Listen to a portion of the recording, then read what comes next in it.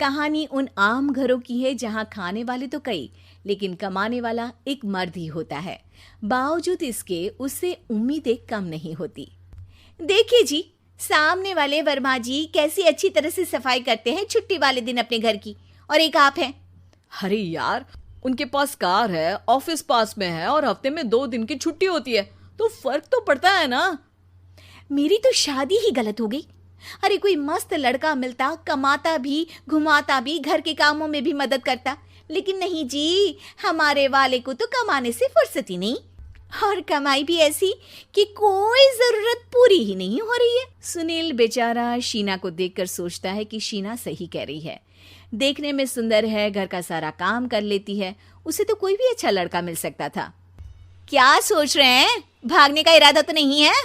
अरे नहीं मेरी प्यारी बीवी, मैं तो नहीं, पर डर है कि तुम नहीं कहीं भाग जाओ मुझे छोड़कर। शीला सुनील के मुंह से प्यार भरी बात सुनकर मुस्कुराती है। आप भी ना। सुनील एक दिन ऑफिस से घर आता है कि तभी शीना कहती है, सुनिए जी, वो मेरी सहेली आई थी, सारा दिन वो लोग यहीं थे, अब जा रही थी तो मैंने कहा नहीं नहीं, मेरे पति छोड़ आएंगे ना तुम्हें, तो रोक लिया मैंने। सुनील थोड़ी देर कुछ सोचता है, फिर कहता है, ठीक है, मैं कपड़े चेंज करके आता हूँ। अरे तेरे पति को तो लग रहा है कि अच्छा नहीं लगा। अरे नहीं नहीं, ऐसी कोई बात नहीं है, रुको मैं अभी उन्हें घर के कपड़े देकर आती हूँ।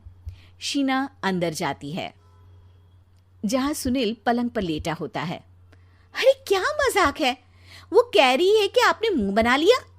सही तो कह रही है, सुबह से अब ऑफिस से लौटा हूँ, एक कप चाय का तो पूछा नहीं, 20 किलोमीटर जाओ और आओ, और फिर कल उसी टाइम पर ऑफिस। अरे यार, मुझे गाड़ी चलानी आती ना तो बोलती भी नहीं आपको, और कौन सा रिक्शा खींच कर जाना है आपको। सुनील अब क्या बोलता। रात देर से आता है और सो जाता है। अगले दिन शरीर दर्द हो रहा है।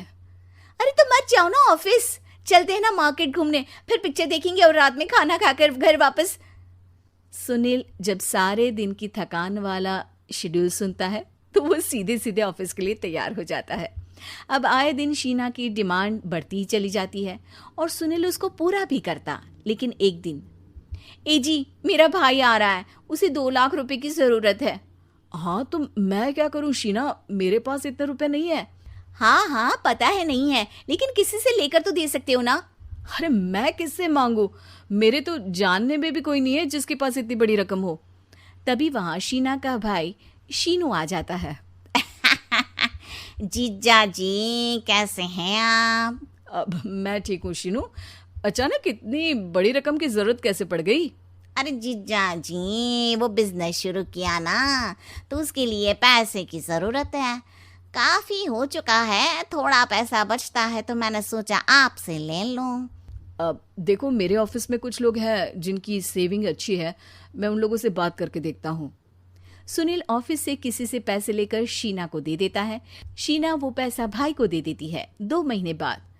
अरे यार शीना, वो ऑफिस वाला आदमी अपने पैसे मांग रहा है, कैसे दूं? अपने भाई से बोलो ना पैसे दे दे। अरे हाँ हाँ दे देगा, कहाँ भागा जा रहा है, आप उनको बोल दो कि दे देंगे। थोड़े दिन बाद, शीना, वो आदमी मुझसे आज भी पैसे मांग रहा था यार, मैं तंग आ गया हूँ।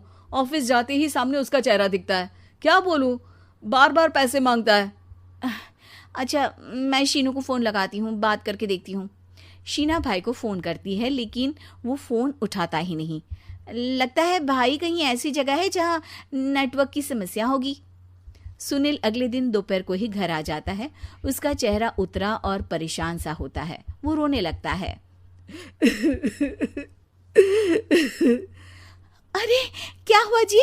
आप इतना परेशान क्यों हैं? सब ठीक तो है ना? अरे नहीं शीना, कुछ ठीक नहीं है, मैं ठीक नहीं हूँ। तुम्हारे भाई के लिए मैंने जो पैसे लिए थे, उस आदमी ने आज भरे ऑफिस में सबके सामने मेरी बेइज्जती कर दी।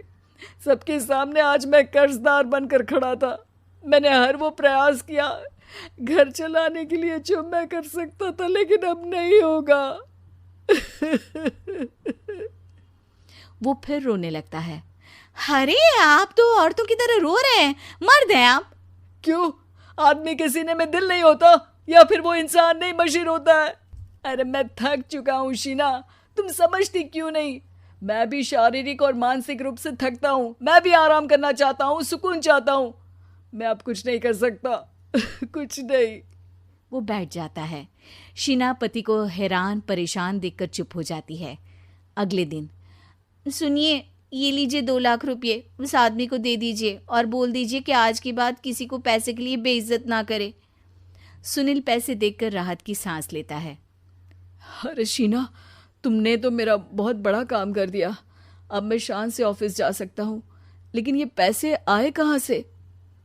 ये पैसे मैंने अपने गहनों को गिरवी रख कर लिया है।